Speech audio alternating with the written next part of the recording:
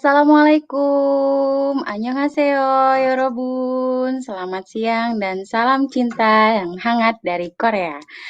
Alhamdulillah, kita kembali di program Living Abroad Series yang hari ini sudah memasuki tema yang ketujuh dari 8 tema yang ada. Dan perkenalkan, saya Imro'atus Solihah yang biasa disapa akrab jadi Iim sebagai member IP Asia yang berdomisili di Korea. Insya Allah selama 1 jam ke depan, saya akan menemani sahabat IP Asia semua menggali informasi dari berbagai pengalaman narasumber hebat kita kali ini yang akan kita kumpas tuntas dalam tema kita tentang work life berkarir di luar negeri. Baik, mari kita lihat siapa saja yang sudah hadir di sini. Ya, teman-teman lainnya. Ya, Mbak Fristi, ada Mbak Feni Halo, dari assalamualaikum. Malaysia. Waalaikumsalam. Ada Mbak Fristi dari Singapura. Inilah ya narasumber kita nanti. Nanti ada satu lagi Mbak Miki dari Jepang. Insya Allah beliau sekarang sedang berharangan hadir dan akan kembali nanti di sesi yang selanjutnya ya. Oke, nanti kita ketemu ya Mbak Fristi. Oke, sekarang kita akan bersama Mbak Feni dulu. Halo, Mbak Iim, Halo, apa kabar? Assalamualaikum, Mbak. Waalaikumsalam warahmatullahi Baik, wabarakatuh. Mbak, Masya Allah. Sambil nyambil ya, Mbak ya. Betul, Iya, harus disambil. Masya Allah. Lagi masih work from home, Mbak? Masih work from home. Masih. Sampai Oh, Desember tanggal 6. tanggal 6. Alhamdulillah. Insya Allah. 6 Desember ya, Masya Allah. Ya, Lumayan juga ya. insya Allah. Iya, oke. Sebelumnya kita perkenalan dulu ya sama Mbak Feni Baik. ya. Iya, Mbak Iya, Feni nama lengkapnya Mbak Feni Agustriningsih, pernah merantau ke negara Malaysia dan Bangladesh selama 11 tahun ya sudah merantaunya ya. iya. Iya, kangen Indonesia nggak Mbak? Pulang juga, kangen. Juga ya, keren. Jumlah anaknya ada 2, Masya Allah. 3,9 tahun dan 1,5 tahun. Lagi aktif-aktifnya Mbak ya. Iya, Laki-laki atau perempuan Mbak? laki-laki jagoan dua-dua. Oh Masya Allah, laki-laki semuanya. Iya. Iya, Mbak Feni ini bekerja di bidang IT ya Mbak ya, Mm-mm. di Malaysia. Dan sudah 6 tahun Mbak ya bekerjanya dengan jeda 2 tahun. Oke, kalau Iya. boleh cerita Mbak, cerita Mbak Feni ini bekerjanya bagaimana sih di bidang IT ini, ngapain aja mungkin teman-teman? Oke, assalamualaikum semuanya. Saya bekerja saat ini di perusahaan Hewlett Packard eh, Indonesia, tapi kebetulan untuk office-nya ada di Malaysia. Jadi di sini saya bekerja untuk HP Store Indonesia yang market targetednya adalah negara Indonesia sendiri. Untuk di HP sendiri saya baru totalnya 10 bulan, masuk 11 bulan. Sebelumnya itu di Microsoft. Untuk Microsoft juga sama untuk target Indonesian market. Jadi awalnya bekerja di sini itu karena baru menikah di tahun 2012. Suaminya kebetulan di sini sedang studi S2. Jadi saya karena di rumah nggak ada kegiatan, boring, dan akhirnya saya coba nyari kerja. Dan Nah, ini Insya kegiatan kita Allah. di Microsoft, ya kalau ada ulang tahun bareng, kita ngerayain rame-rame. Rame ya Mbak ya, banyak kayaknya ini banget dari Multikultural, berbagai. beda iya berbagai negara.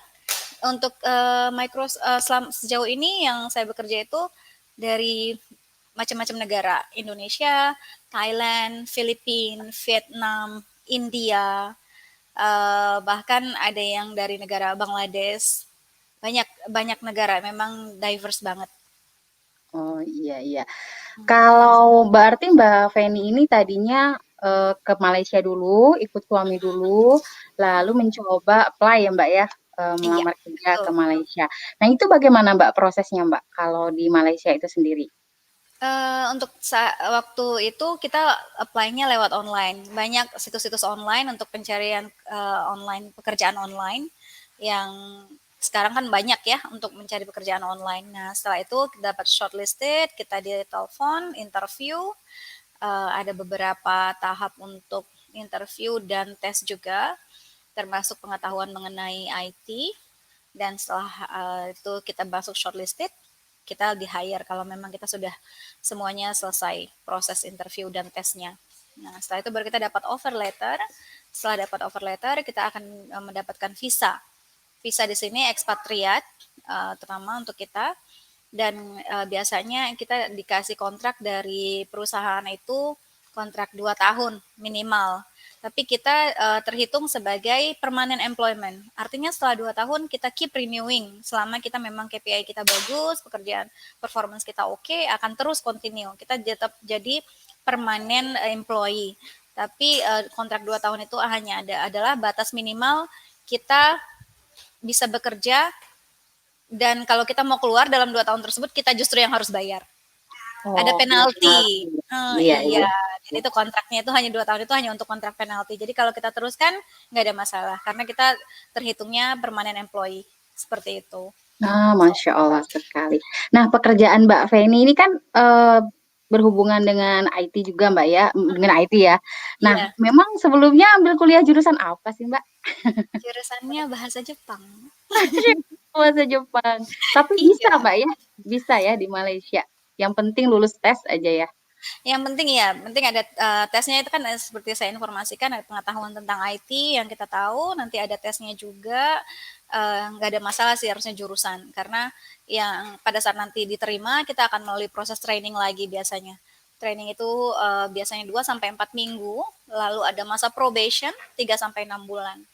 Pada saat itu akan terus ada improvement kan karena learning by doing, akan paham selanjutnya Iya. sendiri seperti itu. Nah, waktu Mbak Feni awal-awal kerja itu anak-anak masih di umur berapa Mbak?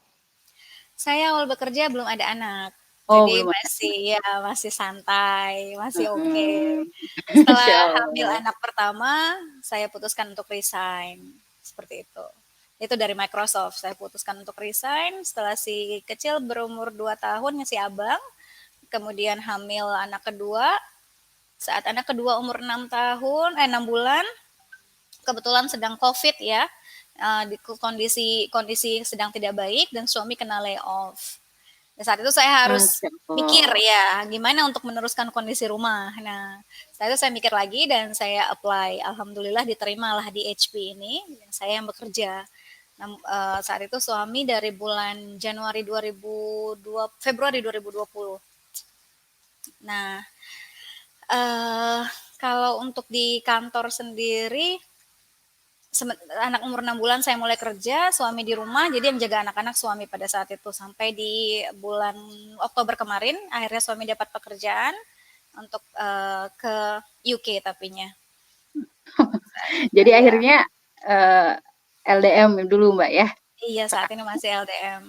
Iya, Tapi Masya Allah. bekerja itu banyak sekali pengalamannya juga, banyak sekali hal yang baru yang kita ketahui, apalagi kalau saya kan lebih eh, touching dengan orang ya. Jadi dealnya dengan manusia. Jadi di situ keragaman sifat. Jadi di situ saya paham kalau artinya pendidikan itu tidak berbanding lurus dengan yang namanya manner, akhlak, etika itu enggak Wah, berbanding oh lurus. gitu ya. Masya Iya, Allah.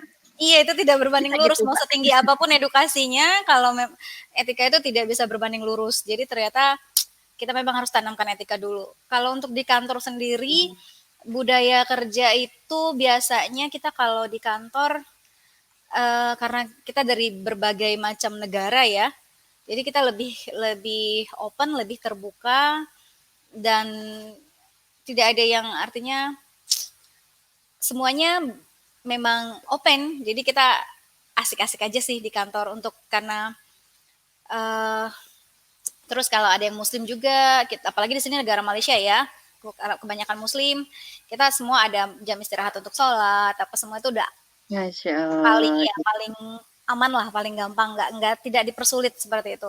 Terus kalau kita mau cuti juga, cutinya itu bisa disesuaikan. Jadi kan ada yang non muslim, ada yang muslim. Nanti yang non muslim cutinya ketika pas hari libur mereka, pas kita di hari libur kita gitu. Enaknya sih di situ. Jadi semua kebagian masing-masing kebagian untuk kepentingannya sendiri. Kalau di Indo kan jadinya kayak rebutan ya sama-sama karena sebagian besar muslim jadi kerebutan gitu. Kalau di sini alhamdulillah bisa saling backup. kayak gitu. Iya, kalau sekarang kan sedang masa-masa pandemi ya Mbak ya, Mhm, jadinya WFH gitu ya. Kalau mhm. sebelum WFH ini gimana Mbak? Kalau Mbaknya harus ke kantor atau memang remote aja gitu di rumah seringnya? Kalau Sebelum anak-anak ini jadi gimana? anak-anak Sebelum sama corona ini? papanya, sebelum pandemi. Oh ya, sama Mhm. papa. Oh, sudah pandemi masih papanya kan udah di rumah. Jadi saya mulai bekerja Hmm. pada saat papanya sudah nggak kerja. Jadi ada Oh ya, papanya. Masya Allah. Baru Jadi baru saling 1 peran bulan ini sih berperan. iya, baru 1 bulan ini sih papanya berangkat, jadi baru 1 bulan ini yang benar-benar anak-anak nggak ada siapa-siapa, cuma sama mama aja. Masya Allah. Ini nih kita sapa dulu nih teman-teman kita. Hmm. Ada yang hadir, muka-mukanya familiar banget itu di foto. Halo Mbak Dian dari Malaysia. Lalu ada dari Istanbul, Masya Allah, Sapporo menyimak. Ada Mbak Rati, ada Mbak Azmi juga ya. Alhamdulillah sudah lumayan rame ya. Oke Mbak Feni, terima kasih atas sharingnya. Nanti kita ketemu ya di sesi Iya, berikutnya, sesi baik, tanya terima jawab. kasih. Halo adik. Iya. Oke, Masya Allah. Itu tadi pemaparan dari Mbak Feni ya, yang juga ternyata Mbak Feni ini juga sedang LDM dengan suaminya ya, yang ada di Jepang, di Inggris ya. Sekarang kita menuju ke narasumber kita yang kedua ya.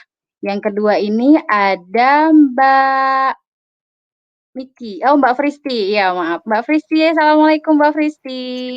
Waalaikumsalam, Mbak Ya, Mbak Iin. Fristi. Jadinya nggak libur ya Mbak ya? Enggak, salah saya. Saya Iya. pikir hari libur, tapi ternyata in lieu aja ditambahin ke annual leave kita masing-masing. Oh iya, iya, Mbak. Tapi bisa ya, alhamdulillah masih bisa. Alhamdulillah masih bisa. Oke, Mbak Fristi, kita perkenalan dulu ya dengan teman-teman yang sudah hadir di sini. Nama Baik. Mbak Fristi ini nama lengkapnya Fristi Marcelia Sukmadewi. Pernah Hmm. merantau ke negara mana saja? Pernah merantau ke negara Jerman, UK, Ireland, dan Singapura. Masya Allah, keliling-keliling Mbak. Dan total merantaunya sudah 18 tahun, Masya Allah. Jadi hampir hampir setengah Total ya, hidup. mungkin ya. Iya ya, hampir setengah hidup. Lalu sudah punya anak, alhamdulillah berumur 6 tahun, lama bekerja kurang lebih 12 sampai 13 tahun bekerja ya. Oke, Mbak Fristi, sekarang boleh dijelaskan ya, Mbak Fristi bekerja di bidang apa, eee, dan bagaimana pekerjaannya? Saya bekerja di bidang property and building management karena dulu saya sekolah di arsitektur, di bidang arsitektur di Jakarta. Lalu saya melanjutkan sekolah di Jerman, bidang construction management atau project management and building construction. Nah, dari situlah awal mulai perantauan saya sendiri itu di Jerman dulu, lalu bekerja juga di Jerman. Pertama kali saya bekerja di Jerman itu bekerja sebagai site engineer junior site engineer karena baru lulus. Lalu itu project saya itu di Stuttgart, itu adalah komplek Army, US Army. Saya di situ benar-benar junior banget karena selesai S1 di bidang arsitektur saya nggak kerja dulu karena pada saat itu ada krisis moneter. Waktu itu pas masuk sekolah juga pada saat reformasi banyak banget sekali perubahan sehingga begitu pulang wisuda S1 itu akhirnya pikir untuk akhirnya meneruskan kembali sekolahnya gitu. Nah, akhirnya setelah kerja sebagai junior site engineer itu, karena itu sistem kerjanya kalau anak baru lulus itu model internship atau contract base. Lalu saya juga ngambil pekerjaan bidang research di Jerman. Itu juga yang menjadi salah satu final project saya. Nah, terus setelah itu total saya hidup di Eropa itu karena sekolah saya juga sempat berpindah karena dia modelnya sandwich program. Jadi satu semester pindah ke negara lain, ke Inggris, satu semester pindah lagi ke negara yang satunya. Jadinya keliling seperti itu karena mau melihat atau belajar benchmark dari construction di tiap-tiap negara itu, building construction di tiap-tiap negara. Nah, setelah selesai program pekerjaan saya yang terakhir tuh yang di research, saya pulang ke Indonesia, bekerja di sebuah perusahaan properti.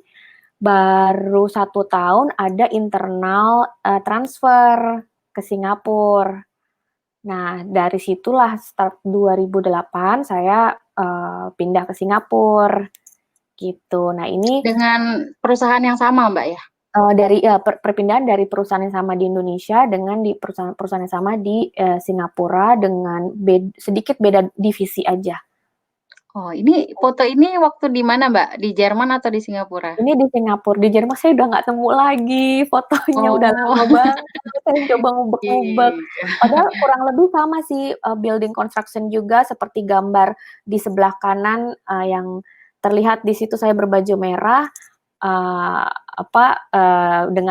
Dengan tim project saya di Jerman juga seperti itu, cuman bedanya lebih bangunannya lebih terbuka gitu karena yang di Jerman tuh projectnya bangunan dari zero menjadi sebuah bangunan. Nah, kalau di project yang di Singapura ini adalah project pindah office. Jadi bangunannya sudah ada, hanya office-nya aja yang dirombak dari zero ke office yang baru gitu. Iya.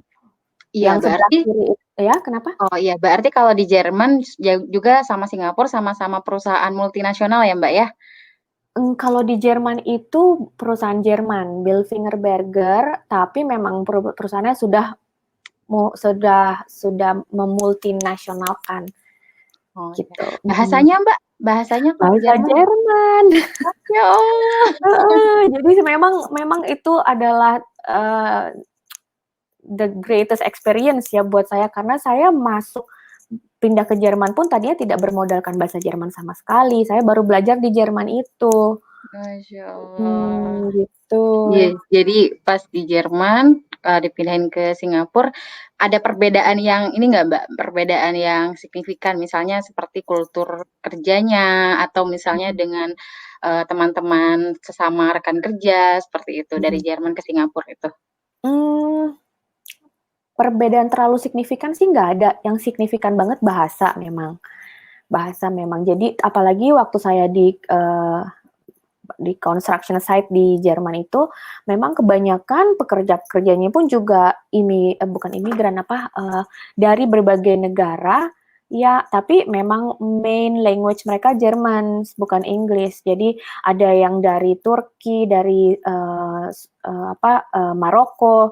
Emang mereka nggak terlalu fasih di bahasa Inggris, tapi mereka fasih di bahasa Jerman karena itu salah satu kurikulum di sekolahnya dia, sekolah mereka di negara mereka. Lalu mereka mengadu nasib juga bekerja di Jerman asal dengan bahasa Jerman gitu.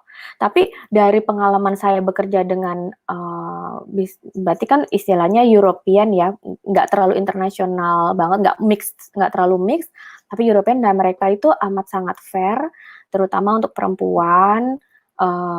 Yang mereka nggak terlalu peduli apa agama kita. Kalau mereka saya kasih penjelasan bahwa saya ada certain time saya harus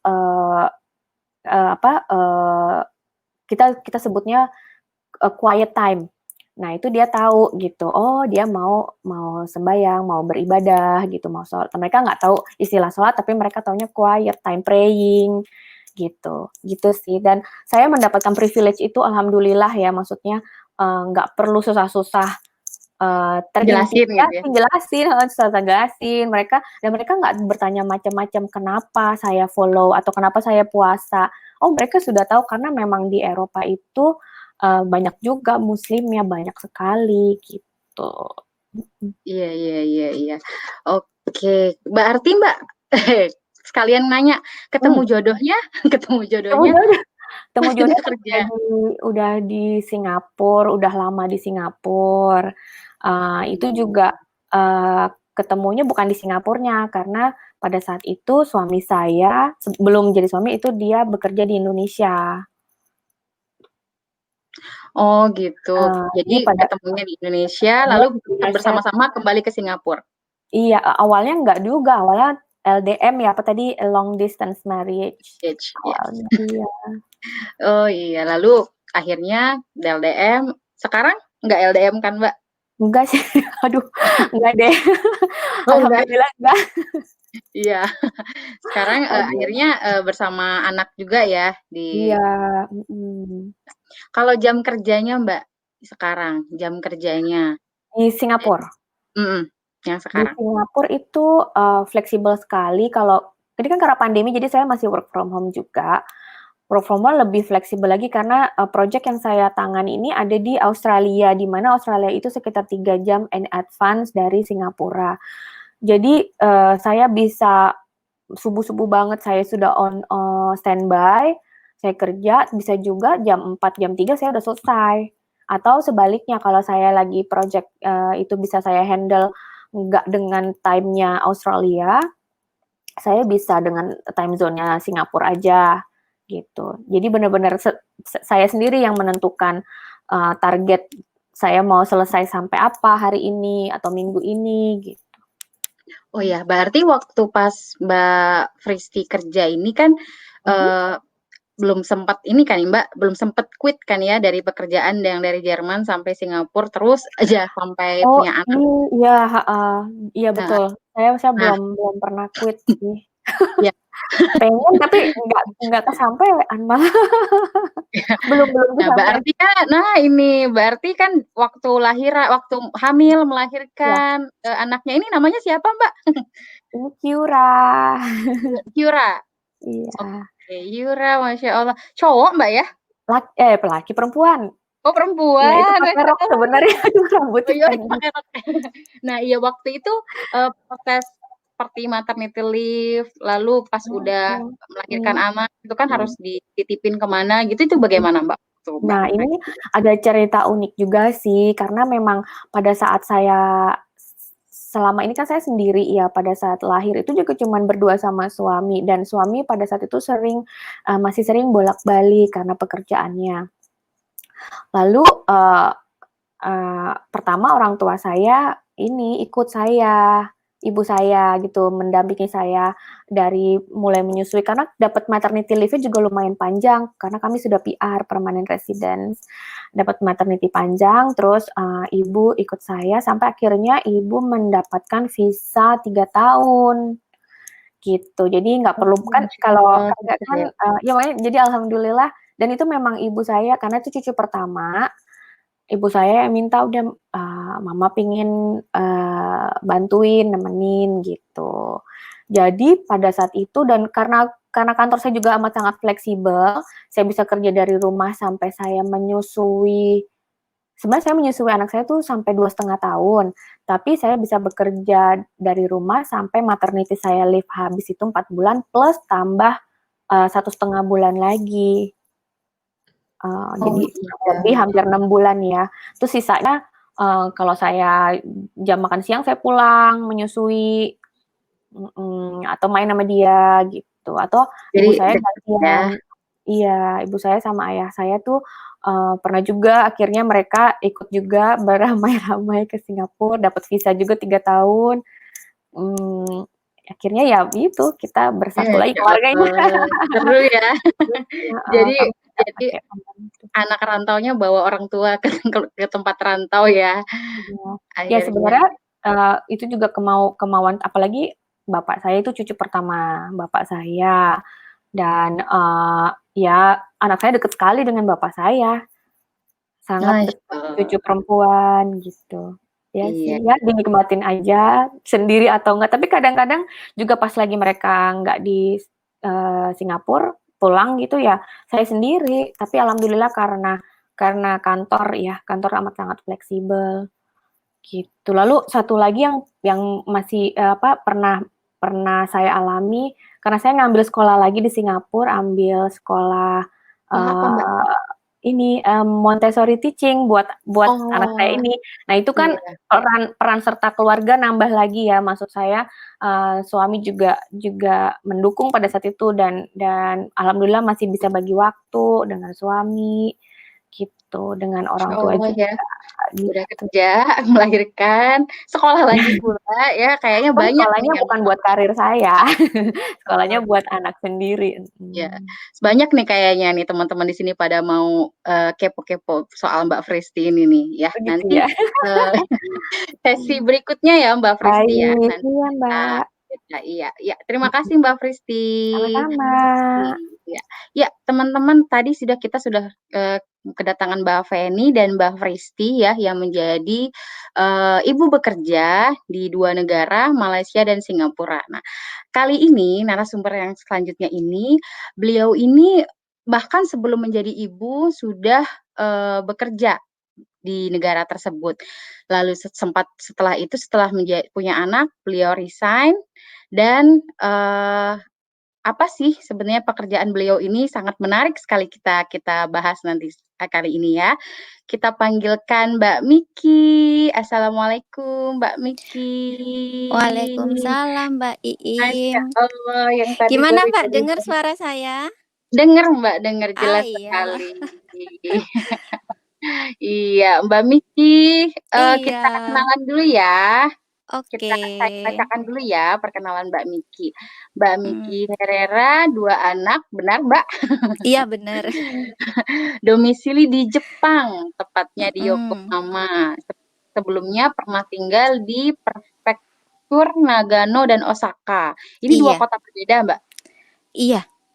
Nagano dan Osaka ya? Provinsi Mbak, provinsi Oh, berbeda. provinsi. Oke, Mm-mm. provinsi. Iya, iya. Nah, Mbak Miki ini kerja sebagai apa ya? Mbak Miki ini datang ke Jepang tahun 2012 sebagai nurse candidate mengikuti program pemerintah Indonesia Jepang ya. Mm-mm. Jadi Mbak Miki ini lulus ujian negara keperawatan Jepang. Nah, ternyata ada ya perawat Indonesia di Jepang. Dan ini Mbak Miki ini ya waktu itu ya Mbak. Waktu 2014 lulus ujian negaranya berarti 2 tahun Mbak ya Iya. mengikuti ini apa namanya program pendidikan gitu ya. Boleh Satu. diceritain nggak Mbak Mm-mm. gimana Mm-mm. awalnya bisa tertarik mengikuti program itu dan kenapa harus Jepang dan kenapa mesti perawat? Oke, makasih Mbak Iim ceritanya. Jadi memang itu ya tahun 2012 itu kan saya ikut program pemerintah ya kan. Program ini tuh sebenarnya sudah ada Mbak sejak tahun 2008 dan tiap tahun itu ada. Saya waktu itu angkatan tahun kelima. Terus saya ikut itu, alhamdulillah keterima dan memang proses seleksinya itu sangat ketat Mbak Iim. Jadi kalau kayak di Indonesia itu mirip kayak itu ya, CPNS gitu ya, jadi ketat sekali. Terus alhamdulillah itu keterima, Mbak. Kemudian karena waktu itu saya datang belum punya lisensi nurse Jepang, saya kerjanya kan sebagai kandidat, kandidat nurse. Jadi meskipun semua perawat yang ada di luar negeri walaupun mereka sudah punya lisensi di negaranya masing-masing, kalau belum punya lisensi perawat Jepang itu nggak bisa kerja sebagai perawat di Jepang. Jadi harus ikut ujian. Nah, ujian ini itu nah itu tuh ada lisensi Hmm, saya ya. iya, Nah, itu ada Japaners 2. Iya, Japanese. yang satu punya saya, yang satu punya suami Mbak Iim, karena suami juga Oh, perawat. Iya, Masya kami sama-sama Allah. perawat di sini. Nah, untuk lisensinya sendiri Mbak Iim, jadi pemerintah Jepang itu dia menyelenggarakan ujian itu tiap tahun di bulan Februari. Jadi untuk siapa saja yang mau bekerja sebagai perawat di Jepang itu harus ikut ujian ini. Baik untuk orang Jepangnya sendiri yang fresh graduate ataupun orang asing, orang luar negeri. Jadi meskipun kayak orang Amerika misalkan mereka sudah punya lisensi perawat di negara Amerika sana, kalau ke Jepang ya tetap harus ikut ujian lagi, kayak gitu Mbak Iim. Oh, Masya Allah, Mm-mm. begitu. Jadi waktu itu Mbak Miki ini tesnya di Indonesia, Mbak? Kalau untuk lisensi nurse-nya itu di Jepang, Mbak. Bukan, tes buat masuk lisensi nurse-nya ini. Pas Oh, waktu buat sebelum ikut programnya. Iya, Iya, sebuah program. programnya itu seleksinya di Indonesia dan semua persyaratannya kan banyak banget kayak tes kesehatan, psikotes, macam-macam itu semuanya terpusat di Jakarta, Mbak. Waktu itu kan saya di Malang, saya tinggal di Malang, jadi saya riwariwi dari Malang ke Jakarta. Kayak gitu, Kan Mbak kalau Iim. iya, kan kalau perawat itu harus sabar, Mbak, ya, kayaknya ya. Kenapa Mbak memilih jalan ini? Memilih jadi, maksudnya perawat lalu di Jepang lagi gitu ya. Ada hal Mmm, menarik apa sih yang bisa bikin alasannya kenapa ya, sebenarnya sih kalau untuk kenapa milih Jepang, itu tampaknya karena mimpi sepertinya ya, Mbak Iim, ya? ya Ini Allah, efek ini nih, semua efek anime. berawal dari mimpi ya, Mbak? Iya, karena waktu kecil tuh saya suka banget nonton yang namanya Sailor Moon itu loh, Mbak. Jadi waktu nonton itu saya sambil batin, "Ya Allah, seandainya saya suatu saat bisa ke sana aja, ternyata dilalah ada jalannya." Nggak nyangka Alhamdulillah. juga sih, Mbak. Tapi memang waktu itu sejak sejak kuliah itu, saya visinya memang ingin hidup dan bekerja di luar negeri. Dan waktu itu memang sudah prepare, jadi waktu masuk kuliah saya sudah menyiapkan diri untuk, bekerja di luar negeri, yang saya tembak waktu itu sebenarnya Timur Tengah, Mbak. Tapi Oh, ternyata lowongan ke Timur Tengah itu nggak ada, yang ada malah ke Jepang. Ya sudah mungkin rezekinya di Jepang. Masya Allah. Jadi Mbak Binti Eee, sempat kuliah ya di Indonesia ya, iya, waktu itu? mhm, Oh, sempat kuliah, setelah itu mhm, mencari peluang lalu mhm, kuliahnya di bidang apa, Mbak? Kesehatan juga? iya kuliahnya perawat, Mbak, Oh, perawat. Iya iya iya. mhm. Oke oke. Berarti sama suami sama-sama perawat di sana, ketemu sama suami dulu, lalu ke Jepang sama-sama bareng, atau sebenarnya, lulus dulu, bekerja dulu, bertemu suami di sana, Mbak? Suami Mbak Miki orang Indonesia kan ya? Oh, suami saya produk Indonesia asli, Mbak, orang Oh, Solo. di Solo Iya, ya. kami sama ketemunya itu pada waktu program ini, Mbak, ketemunya di Jakarta. Jadi kan di Jakarta itu dikarantina, habis lulus seleksi, terus kami itu dikarantina selama 6 bulan. Kami disuruh belajar bahasa Jepang yang benar. Jadi semua fasilitas itu dikasih negara. Dikasih pemerintah, tempat tinggal, buku-buku, ibaratnya itu udah semua fasilitas kami fasilitasi, kamu belajar aja, belajar bahasa Jepang. Nah, karena di karantina ya, jadinya kan ketemu sama suami di situ. Terus Nah, sebelum saya berangkat ke itu. Jepang, Nah, 1 bulan sebelum berangkat ke Jepang, kami memutuskan untuk nikah, gitu Mbak Masya Iim. Allah. Jadi bulan madunya di Jepang ya, Mbak, ya? Sebenarnya sempet LDM sih Mbak, 1 tahun karena suami itu gugur pada waktu tes seleksi terakhir, kemudian kami LDM, saya berangkat dulu ke Jepang, kemudian suami ngikut lagi yang proses di tahun berikutnya alhamdulillah keterima. Cuman suami, beda-beda, saya di Nagano, suami di Osaka, jadi kami LDM-an gitu, terus baru, beberapa waktu terus bisa barengan kayak gitu. Oh ya Mbak Iim, kan Iya, sesudah Mbak. dapat lisensi, saya kerja sampai tahun 2018. Tahun 2018 kan anak pertama lahir. Anak Mhm. pertama lahir itu saya ngambil maternity leave selama 1 tahun. Nah, Masya kalau di Allah, Jepang maternity ini leave 1 tahun, Mbak? iya, Mbak, kalau di Jepang maternity leave-nya itu 2 tahun sebenarnya bisa sampai 2 tahun. Cuman Itu saya dan itu ngambilnya masih 1 tahun. digaji? Dan itu masih Dapat digaji? dapat sekian persen dari gaji pokok, walaupun tidak penuh. Masya Allah. Gitu. Terus yang ngambil nggak hanya mamanya aja, papanya bisa ngambil, Mbak Iim. Jadi Ya sebenarnya Allah. iya, tahun ini kan anak kedua kami lahir bulan April pas pandemi kan ya. Terus suami Iya. itu rencana mau ngambil paternity leave. Sudah ACC, sudah tinggal nyiapkan dokumen. Lah ternyata ini virus kan merebak kan ya, di Indonesia bahaya, di Jepang juga bahaya. Akhirnya ya sudah kami nggak jadi ambil paternity leave, tetap stay di Jepang gitu. Sayang banget sebenarnya. Oh, iya iya. Padahal bisa buat mudik ya, Mbak, ya. Iya, bisa Berarti buat Mbak, mudik. saya penasaran kalau misalnya Mhm. yang maternity leave-nya nyampe 2 tahun, kalau belum 2 tahun dia langsung punya anak lagi itu gimana, Mbak? Bisa, Mbak. Jadi, pernah punya temen juga, dia itu kan ngambilnya 2 tahun nih, 2 tahun, nah belum 2 tahun kan dia hamil. Mhm. Hamil, terus waktu masa selesai 2 tahun, dia itu masih hamil sekitar 5 bulan kalau nggak salah. Kan masih ada sisa sekian bulan untuk kerja kan. Dia masuk Mhm. kerja, nanti cuti lagi, kayak gitu. Oh, Masya Allah. Nggak jadi masalah itu ya, Mbak, ya? Enggak jadi masalah kok. Oh, Kalau ya itu sih Allah, temennya orang iya. Jepang ya, Mbak. Kalau untuk orang Indonesia sendiri memang jarang, Mbak, yang ambil 2 tahun. Rata-rata sih 1 tahun. Oh, iya iya.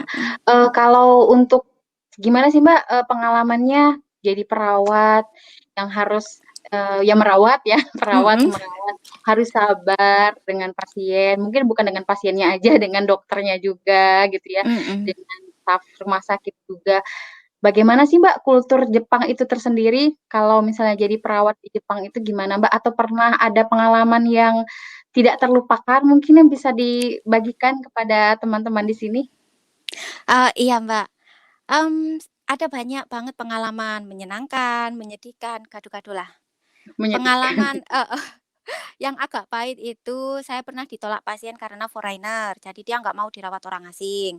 Terus dia juga nggak mau dirawat sama orang yang berjilbab, karena kan saya kerjanya pakai jilbab. Terus saya juga pernah dibully, Mbak, dibully sama temen, Oh, iya, sama nyambung ya. kolega juga, iya. Terus juga pernah diremehkan, terutama pada waktu awal-awal dulu, waktu pertama kali saya masih ambil lisensi ya, baru ambil lisensi perawat Jepang, itu kan sempat diremehkan gitu, tapi ya udah nggak apa-apa. Waktu saat saat ini sih ngomongnya nggak apa-apa ya, tapi waktu dulu ya nangis bombay, saya juga, wah Masya pokoknya nggak Allah. terima, pengen cepet-cepet pulang, tapi ya alhamdulillah ya Mbak ya, sepertinya Jadi memang indah indah untuk skenario dari dikenang, nggak Allah. indah untuk diulang gitu, Mbak, ya?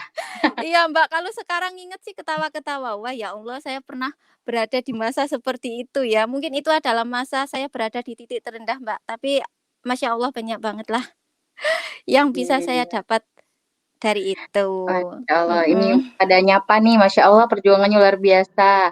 Ada Mbak Cut Nora Usrina, sweet banget ya, ternyata Mbak Miki ketemu suaminya di situ, Masya Allah.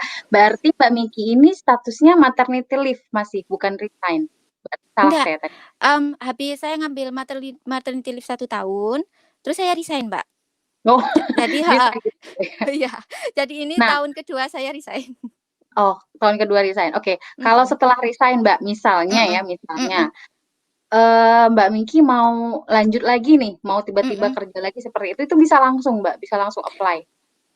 Saya harus apply visa lagi, Mbak. Soalnya kan ini ketika Hmm. berhenti berhenti kerja, saya ganti visa. Jadi visanya bukan lagi sebagai visa medis, saya sekarang ini visa tanggungan, tanggungan suami. Oh ya ngomong-ngomong di Jepang ini saya sudah ganti visa 3 kali, Mbak. Oh, Masya Allah, Jadi apa aja tuh, Mbak? iya, pertama ini kan saya visa khusus ya, visa khusus karena waktu itu masih dalam tanggungan ibaratnya, mmm, naungan negara. Kemudian sesudah lulus ujian itu dapat lisensi, saya ganti visa lagi, visa medis. Jadi ini lebih bebas, lebih free, saya bisa bebas bekerja di mana saja. Kemudian waktu resign ini terus ganti visa ini, visa tanggungan, kayak gitu, Mbak.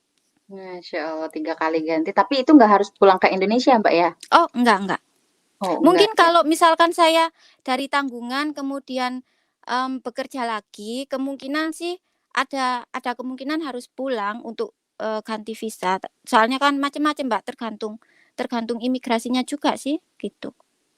Iya, heeh, karena kan ada yang harus langsung pulang, ada yang bisa diproses di situ ya, Mbak, ya. Mhm. Oke, Masya Allah ini sudah banyak banget pertanyaan ternyata teman-teman sekalian.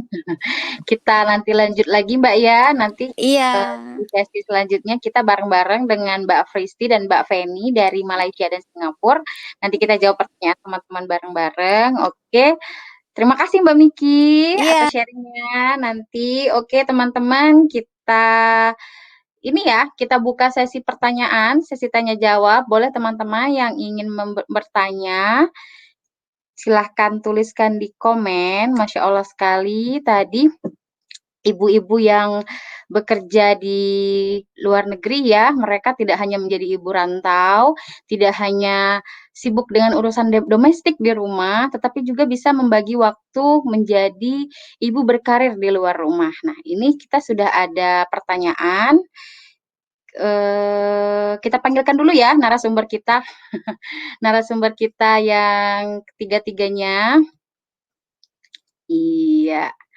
Oke, wis Mbak Feni, Mbak Fristi, dan Mbak Miki ya. Kita ini ya, kita bacakan pertanyaan dari teman-teman dari ini dari Mbak Ira Trinyoto. Mbak Fristi, negara mana yang paling berkesan untuk Mbak Fristi dari etos kerja negaranya? Ya, mungkin untuk Mbak Fristi itu ya, ini ya. Ya, silakan Mbak Paling, Fristi. ya, paling. Saya bingung juga karena waktu di Eropa bekerja belum merasakan bekerja sebagai ibu, tapi sudah merasakan juga kerja dengan lingkungan multinasional yang respect-nya amat sangat tinggi, terutama terhadap perempuan. Tapi kalau di Singapura itu sudah melewati masa bekerja dari single lalu menjadi ibu, jadinya bisa merasakan dua-duanya sih, dan memang dari single ke menjadi ibu itu tidak ada perubahan dari segi etos kerja, dalam artian mereka juga amat sangat menghormati wanita, menghormati ibu bekerja, terutama ibu bekerja, tapi meskipun wanita pun amat sangat dihormati sih, dalam artian terutama untuk muslim juga amat sangat bebas juga untuk beribadah, untuk misalkan juga kan ada acara kantor ya, kalau misalkan ada acara kantor yang kantor saya di Jerman pun mereka tidak akan membebani saya untuk chip in masakan yang non halal. Mereka menyediakan juga, bahkan membantu. Iya, itu sih pengalaman saya ya, saya makanya saya nggak bisa mengcompare karena dua-duanya Jadi amat ada sangat plus dan minusnya berkesan. masing-masing, Mbak ya. Lalu yang di Singapura juga gitu, mereka tidak pernah mempertanyakan atau sedikit menyinggung aja tidak pernah gitu, karena mereka tahu sekali saya bilang, oh saya tidak makan ini, oh saya tidak minum, oh saya tidak merokok, itu oh iya mereka udah gitu, oh ya udah. Ada beberapa pertanyaan dulu dari teman-teman sekolah saya, kamu nggak seperti itu apa karena agama? Lalu saya bilang selain karena agama ya saya tidak menyukainya, kehidupan maksudnya tidak menyukai style yang seperti itu gitu. Saya bilang gitu karena mereka melihat saya tidak berkerudung. Mereka tadi tidak menyangka kalau saya ini muslim gitu. Nah, mereka image-nya kan beda karena muslim di Eropa juga muslim dari Timur Tengah yang berkerudung juga, dan mereka punya komunitas sendiri, mungkin tidak mingle, tidak gabung dengan yang lain gitu. Gitu sih. Iya, Masya Allah. Jadi ada setiap negara ada karakteristiknya masing-masing ya, Mbak ya. Iya, betul. Oke, dari Mbak Dian, Marista, untuk Mbak Feni, hal menarik apa nih yang didapat ketika bekerja bareng dengan orang dari berbagai negara seperti itu? Negara, mungkin karena diverse-nya ya, Mbak ya. Mungkin ada yang hal menarik yang bisa dibagikan, Mbak. Halo. Itu. Terima kasih Bun Dian. Untuk yang menarik nih ketika didapatkan bekerja bareng dengan orang berbagai negara adalah budaya. Kita belajar banyak budaya yang berbeda. Di situ kita tahu selain budaya bahasa, kebiasaan, yang paling penting makanan. Nah, kita tuh sering potluck, sering masak-masakan daerah masing-masing. Nanti kita sharing, kita nanti kumpulin bareng-bareng, kita makan bareng. Jadi kita belajar mengenai culture yang beda dari apa yang kita udah tahu gitu. Dan kita jadi semakin tahu, oh iya ternyata di negara ini makanannya ada seperti ini, terus bahasanya seperti ini, kebiasaannya seperti ini. Jadi itu sih yang menarik kalau di apa yang didapat kalau kita bekerja dengan multinational company seperti itu. Sejauh ini sih itu aja kalau yang paling memang menarik itu budaya. Itu sih. Budaya ya Mbak ya. Mau nggak mau ya kita belajar banyak budaya ya Mbak ya, apalagi temannya juga beragam seperti Iya, itu. betul. Iya. Lalu selanjutnya, pertanyaan selanjutnya dari Mbak Asmaul Husna untuk Mbak Miki. Mbak Miki susah nggak Mbak mengikuti proses untuk lisensi keperawatannya di Jepang? Lalu pakai bahasa Jepang Mbak? Oh iya tadi saya belum tanya ya, pakai bahasa Jepang Mbak. Terus itu gimana Mbak menjalaninya Mbak? Mbak Miki belajar bahasa Jepangnya dari mana? Mungkin bisa diceritakan. Iya Mbak, pakai bahasa Jepang. Jadi ini termasuk salah satu tantangan di sini tantangan terbesar itu bahasa. Karena bahasa itu kan saya harus ibaratnya menguasai 3 sekaligus. Satu bahasa percakapan sehari-hari, kemudian kedua bahasa medis, ketiga itu bahasa buat nulis, karena nulis laporan itu beda grammarnya sama ngobrol sehari-hari. Sedangkan bahasa sehari-hari sendiri di sini juga ada tingkatannya, mulai dari ibaratnya itu kayak bahasa selengean, jadi bahasa antara dengan teman, sampai bahasa kayak kromo inggil yang hanya ditujukan untuk orang-orang, lebih tua atau juga untuk atasan. Terus juga bahasa medis, Mbak, bahasa medis kan Jepang itu kan negara kanji ya, jadi Iya. punya bahasa medis sendiri. Saya ngomong insomnia, gastritis, stroke itu mereka nggak tahu. Jadi bahasanya memang bahasa Jepang, pakai bahasa Jepang gitu, Mbak. Oh gitu. Jadi itu benar-benar Mhm. rumah sakit untuk Jepang, Mbak, ya? Untuk orang Iya. Jepang. Iya, Mbak, Bukan maksudnya bukan yang ada foreigner-nya juga misalnya, bukan untuk khusus untuk heeh. foreigner, bukan. Jadi memang Oh, bukan, heeh. nyampur dengan orang Jepang. Iya. Oke, Masya Allah sekali. Ini sekalian Mbak Miki lagi nih pertanyaannya. Oh, iya iya. Dari Mbak Nora, Cut Nora Usrina. Heeh. Ini teman saya di Korea nih, Mbak. Oh, Mbak heeh. Miki, kalau di Jepang itu ada budaya makan-makan nggak setelah jam kerja kayak di Korea? Kalau di Korea kan ada makan, minum soju, terus Ah, karaokean gitu. Kalau di Jepang gimana, Mbak? Ada nggak?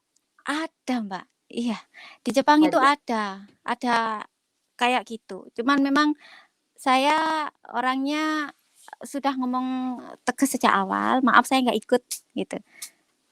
Jadi saya Dan memang mereka it's okay dengan itu semua, kayak Mbak Fritri tadi. iya, pertama-tama sih mungkin, "Kenapa kok nggak ikut?" Ya, iya saya bilang karena saya ada waktu sholat dan itu nabrak waktu sholat saya nggak bisa, gitu. Di sana kan nggak ada tempat buat saya sholat, dia bilang, "Oh iya ya," kayak kayak gitu, terus dia memaklumi, terus akhirnya lama-lama dia juga teman-teman kerjaannya tahu kalau misalkan mau ngajak saya keluar, "Ini sepertinya Miki memang nggak bisa deh, soalnya ada waktu sholat juga," gitu. Sudah tahu Mhm. Mbak ya, berarti 5 kali sehari kita harus sholat seperti itu. Ini Iya nyambung nih iya. ke pertanyaan Mbak Nora lagi. Di tempat kerja Iya. Mbak Miki ada orang muslim lain, dan untuk sholat Mhm. gimana Mbak? Apalagi kan kalau perawat itu kan shift-shiftan gitu Mbak ya, dan Mhm. kerjanya kan beringka gitu, beringka di situ, Mhm. beringka di gitu ya. Mhm. Jadi ngabring-ngabring ke situ, nggak bisa tetap di satu. Nah itu gimana Mbak kalau pas jadwal sholat Mbak? Mhm. Kalau sholat alhamdulillah nggak ada problem, Mbak. Saya soalnya sudah komunikasikan pada waktu, awal kerja interview, saya minta waktu buat sholat kayak gitu. Kalau dinas pagi sih enak ya, ada yang membackup temen, jadi biasanya saya, sholat duhurnya itu waktu, istirahat itu bisa. Tapi problemnya memang waktu jaga malam, Mbak, karena jaga malam itu kan panjang sekitar 16 sampai 19 jam. Kemudian jaga malam kan rata-rata itu sendiri, mmm, orangnya sedikit, cuma 3 orang, kadang cuma 2 orang untuk perawatnya. Jadi memang kalau kayak gitu, saya sholatnya di ruangan. Jadi, ngerti juga kondisi pasien, terutama dengar alarm pasien juga, kemudian saya operkan ke temen, "Saya mau sholat dulu nih, nggak sampai 10 menit kok, minta tolong ya kalau ada apa-apa," gitu. Nanti temen kerja yang membackup kayak gitu. Masya Allah. Mhm. Sekaligus perjuangan juga Mbak ya, perjuangan bagaimana meneguhkan hati, menjaga sholat on time juga, gitu Mbak ya, Mbak Iya. Miki. Oke, nah ini pertanyaan untuk semua narasumber, siap-siap semuanya. Bagaimana menyeimbangkan waktunya antara menjadi seorang ibu dan juga menjadi wanita karir? Wah, Masya Allah. Ini rata-rata pertanyaan yang pengen ditanyain ini untuk teman-teman narasumber. Kita mulai dari Mbak Feni dulu. Ya, Mbak Feni gimana Mbak? Apalagi kalau Mbak Feni khusus ya, apalagi LDM ya, sendiri, Masya Iya, kalau Allah. mohon doanya. Kalau untuk, menyeimbangkan, sebenarnya memang agak susah ya. Artinya dalam waktu 24 jam itu sudah saya sendiri hampir 10 jam, itu artinya kerjaannya 9 jam termasuk lunch time, persiapan pergi dan pulang berarti 2 jam, 11 jam. Sisanya kalau anak-anak tidur malam berarti udah 10 jam, 11 jam udah 22, berarti hanya sekitar 2, 3 jam sehari saya bisa sama anak. Jadi kalau itu pada saat di kantor, jadi begitu saya sampai di rumah, dalam kondisi Covid seperti ini, saya langsung, mandi, bersih-bersih, dan langsung sama anak-anak, main sama anak-anak, kasih makan anak-anak, bareng sama anak-anak. Cuma itu, tapi begitu WFH 24 jam sama mereka. Jadi seimbang itu memang nggak bisa kalau kita mau berkarir itu memang yang namanya kata seimbang itu memang agak sulit untuk memang benar-benar untuk sulit sih untuk bisa sampai seimbang itu gitu. Tapi begitu ada waktu saya memang tinggalin semuanya, no HP, nothing, langsung ke anak-anak, semua ke anak-anak. Jadi saya pengen ngebayar yang masa-masa yang kehilangan saya gitu. Apalagi mereka kan masih kecil-kecil ya, masa tumbuh kembang, masih masih pengen sama ibu. Mereka lihat mamanya pulang juga lihat mamanya pergi udah yang melodrama gimana-gimana. Nah, jadi emang begitu ada waktu di rumah langsung sama mereka, yang lain-lain ditinggal Iya, gitu. iya gitu. Mhm. Lanjut ke Mbak Fristi, gimana Mbak menyeimbangkan waktunya? Iya, sama sih seperti Mbak Feni, memang challenging sekali ya. Tapi memang kalau akhirnya saya memindsetkan, oke lah, ini yang penting adalah kualitas. Jadi mau sesingkat apa saya sama anak saya kejar terus. Makanya waktu itu terpikir, aduh sepertinya saya perlu ambil ilmu lagi nih. Makanya saya waktu itu ambil sekolah Montessori. Jadi saya sembari belajar, sembari praktekkan juga ke anak saya, hitung-hitung bonding gitu. Terus juga satu lagi, ya memang jadi seimbangnya saya bukan karena misalkan oke 8 jam di kantor, 8 jam dengan anak, tidak seperti itu. Tapi seimbang saya usahakan mindset saya merubah menjadi oke kualitas. Kalau anak saya, nah kan ibu bisa rasa ya anak saya merasakan kegembiraan yang tulus, enggak, ya berarti kualitasnya benar, kualitasnya memuaskan dia gitu. Begitu juga ke suami, ke orang tua atau ke keluarga, kakak adik kita juga yang lain juga sih, sama aja, sama atau juga ke teman-teman. Karena kan biar bagaimanapun ibu bekerja juga butuh komunitas ya macam ini. Saya juga ikut ibu profesional macam seperti ini gitu. Itu jadinya ya, kualitasnya aja sih jadinya yang saya tekankan di mindset saya gitu. Iya, menjaga kualitas ya Mbak Fristi ya. Mm-mm. Iya, lalu Mbak Miki, ya, Mbak Miki ini ya berbeda. Tapi nggak apa-apa Mbak. Misalnya kalau waktu itu kan Mbak Miki sama-sama profesi yang sama ya dengan suami. Nah itu bagaimana Mbak? Ada aja kan misalnya masalah di rumah sakit di tempat kerja itu biar nggak kebawa juga ke rumah itu gimana? Kalau misalnya kalau menyeimbangkan ini ya, kalau Mbak Miki waktu itu karena waktu itu belum ada AR1 dan AR2 Mbak ya, belum ada anak saat itu. Kalau waktu saya masih kerja dulu itu memang sama suami ya Mbak ya. Jadi suami juga mau turun tangan ngerjakan pekerjaan rumah kayak masak, cuci piring, ya semuanya gitu. Jadi memang kalau waktu itu saya kerja, terutama waktu kerja malam itu rata-rata suami yang ngerjakan pekerjaan rumah kayak gitu. Kemudian hari berikutnya saya libur, nanti gantian saya yang itu melakukan kerjaan domestik. Kemudian kalau yang sekarang karena saya udah resign, ya semuanya di saya ya saat ini. Tapi suami juga ikut bantu turun-turun tangan juga kok suami Mbak. Ya intinya berdua sih Mbak ya, karena kan cuma ada berdua. Iya, berbagi peran ya Mbak ya. Iya benar, berbagi peran. Berbagi peran. Oke, selanjutnya ini juga yang mau saya tanyakan nih ya, untuk semua narasumber, kalau me time biasanya pada saat apa? Tuh kan terlihat sibuk ya, Masya Allah, apalagi Mbak Feni. Pada saat kapan dimanfaatkan untuk kegiatan seperti apa kalau me time? Dan pertanyaan terakhir, bagaimana cara menjaga keharmonisan keluarga? Mungkin komunikasi dengan suami, dengan orang tua dan sebagainya. Kita dari ke Mbak Feni dulu. Me time-nya ngapain Mbak Feni? Kalau me time-nya sama anak-anak. Kalau nggak sama anak-anak, kalau udah pada tidur, paling saya Nonton. Nonton. Tapi biasanya karena memang anak-anak ini kan masih pada kecil ya, masih pada ke mamanya semua. Jadi saya beranggapan saat ini me time-nya berarti sama anak-anak dulu gitu. Oh, Karena one day this too shall pass, mereka pada bakal gede, ini bakal berakhir kan gitu. Mereka bakal sibuk dengan dirinya masing-masing. Jadi saya masih merelakan me time buat mereka dulu. Kalau mereka memang benar-benar ada waktu, saya suka nonton drama Korea. annyeonghaseyo. Annyeonghaseyo. Gitu. Lalu Mbak Pristi, ya itu ada sekitarnya. Iya, me time saya sama anak sih biasanya.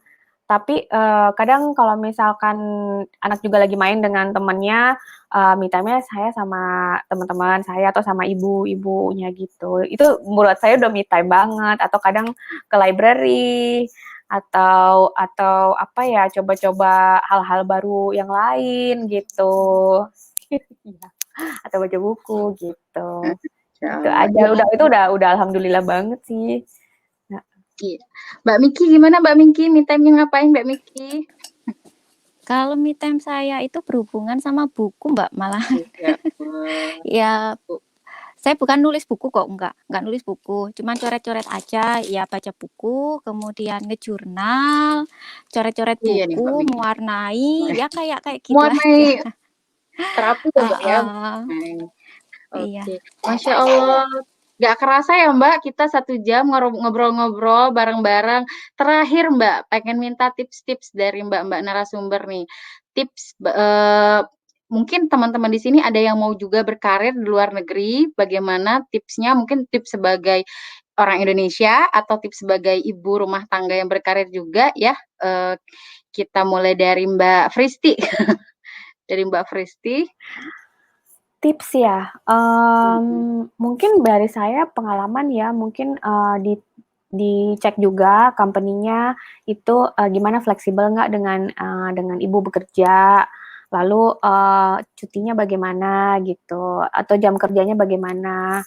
Itu sih kalau paling penting dipertanyakan dulu, apakah perusahaannya ini fleksibel nggak dengan ibu bekerja gitu. Gitu sih salah satunya. Iya. Terima kasih Mbak Fristi. Lalu ke Mbak Feni, adakah tips-tips yang bisa dibagi Mbak? Tips-tipsnya kalau kerja di sini, terutama di Malaysia, perhatikan untuk offernya dari sisi visa. Visa yang diberikan itu tipe berapa, karena masing-masing visa treatmentnya akan berbeda, apalagi kalau kita sudah berkeluarga dan punya anak, jika memerlukan dependen untuk anak dan suami atau untuk istri, itu semua harus diperhatikan, karena beda offer, nanti akan beda lagi untuk treatment dari sisi izin tinggal dan sebagainya. Jadi itu harus diperhatikan. Kalau untuk kita, save-nya sih ambil yang kategori 2, selalu minta, itu base dari Ya, mungkin mute Mbak Feni. Mbak Feni. Oke, kita langsung ke Mbak Miki ya. Tipsnya kalau mau kerja di luar negeri, terutama kalau di Jepang itu selain prepare mental ya Mbak ya, prepare mental, kemudian juga prepare fisik, karena memang harus kuat fisiknya, kuat mentalnya. Ada baiknya juga harus tahu sistem Mbak, terutama sistem di Jepang, maksudnya itu yang berhubungan dengan ketenagakerjaan, baik itu pajak, kemudian visa, peraturan negara, kayak gitu. Soalnya kan foreigner ya, maksudnya itu biar aman. Gitu sih Mbak. Iya, Masya Allah sekali. Oke, terima kasih Mbak narasumber, Mbak Fristi, Mbak Feni, dan Mbak Miki atas sharingnya kali ini. Semoga bisa menambah pengalaman kita dan menambah inspirasi kita ya dari para ibu-ibu, daripada sahabat ibu profesional Asia. Oke, alhamdulillah teman-teman, nggak kerasa ternyata hampir 1 jam saya dan ketiga narasumber kami menemani sahabat IP Asia semua. Hari ini Masya Allah inspiring banget ya, kita bertemu dengan Mbak Feni, Mbak Fristi, dan Mbak Miki, cerita tentang pengalaman mereka berkarir di luar negeri. Dan jangan lupa besok di jam yang sama ada tema ke-8 tentang kuliner ya dari rangkaian Living Abroad ini. Insya Allah, dan jangan lupa besok kumpul kembali ya di sini. Terima kasih untuk seluruh kru yang bertugas, terima kasih kepada audiens yang sudah hadir di sini, dan mohon maaf atas nama saya sendiri jika ada kesalahan, dan mohon maaf juga atas nama panitia dan bertugas. Sampai jumpa kembali berikutnya. Assalamualaikum. Waalaikumsalam warahmatullahi wabarakatuh. Waalaikumsalam Bye. warahmatullahi wabarakatuh. Bye-bye.